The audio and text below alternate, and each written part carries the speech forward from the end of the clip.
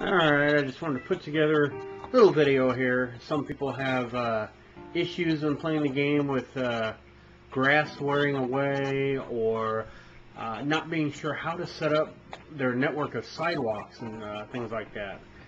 As you can see as I walk around, I've got a pretty elaborate setup going on here. Got flowers everywhere, which really helps with the regrowth. The first thing I actually did was I had read online that your town is divided into an 80 by 80 grid. So each one of these patterns here, that counts as one square. Your town is 80 by 80. Put that back down. Then what I did was I set an item on the ground.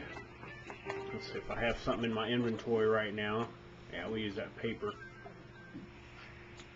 And then when I did that, I walked over to the left and I dropped a pattern. I walked over to the right and dropped a pattern, making sure that I could see that, so that when I walk around town, for example, this section right here, you can see, I can see all the way to the purple pansy. Now when I go down this side, I can still see that purple pansy, so I can see every part of town. And I came up with about 7 spaces. I went with 6 to be safe. Well, 80 divided by 6 is not an even number. But then I figured you do not need the sidewalk really right up along the edge of the cliff going around. So if I moved it in, example, 1 space, that would create like 78 by 78 in a matter of speaking, which divided evenly into 13. So I started actually here. And what I did was I laid a crisscross pattern across my entire town of every 6 spaces, every 6 rows and columns, laid down the patterns. And if a building was in the way, let's say for example if I was doing it right here, then I would come down here. Oh, there's a building in the way. Well, I'd stop the pattern, I'd come around to the front, and then I'd continue the pattern. Regardless if there was a cliff, pond, whatever, river, I just made a grid across my entire town. Once I did that, that gave me the base to work with. Then I started going back and adjusting. For example, and I think this probably even was one of the patterns that went like through the building. Well, I don't really need the sidewalk going right here, so I just picked up the pieces, put them away, and basically only have it going from the front of the ables on down.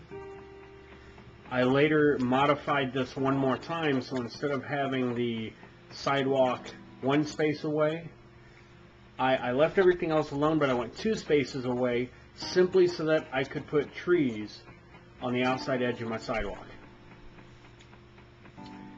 And then, after I had done that, of course, I noticed these nice squared off areas where there's no buildings or anything, perfect squares. And I started thinking, you know what, this would be great for breeding hybrids, breeding flowers. So you can see actually I used a real, I got real anal about this, specific flowers. But let's take these first like 4 squares. I went with roses. I have a red section, a white section, a yellow section, the main 3 flowers, and then the hybrid section. I'll let flowers spawn, whatever, and I'll let them go for about a week or so. I'll just let them do their thing, and then I'll start collecting them and replacing them. The hybrid section, I put it anywhere in between the red, white, and yellow where there are no signs, because if a house pops up, of course, these flowers here will be gone. The house will just be on top of it. Well, I don't want that to happen to hybrids.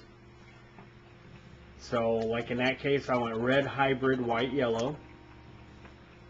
And I did that one more time, red, hybrid, white, yellow. And this time I went red, white, and then I did the hybrids because I have more spaces here. And that's really just about it. Beyond that, you just plant your trees where you want, do your flowers however, but that is how I set up my whole network of sidewalks. And also this sidewalk here is it takes 11 patterns, which I have a secondary character to hold 8 of them. because not only do I have the straight pieces, in fact, if I bring this up, I've got the vertical, the horizontal, I got the intersection, then there's the corners, like right here, 4 corners, and then there's also the T intersections, like right here. So I hold the 2 straight pieces in the intersection with my main character, and the other 8 with a secondary character. And it also gives me more room to store them in ables.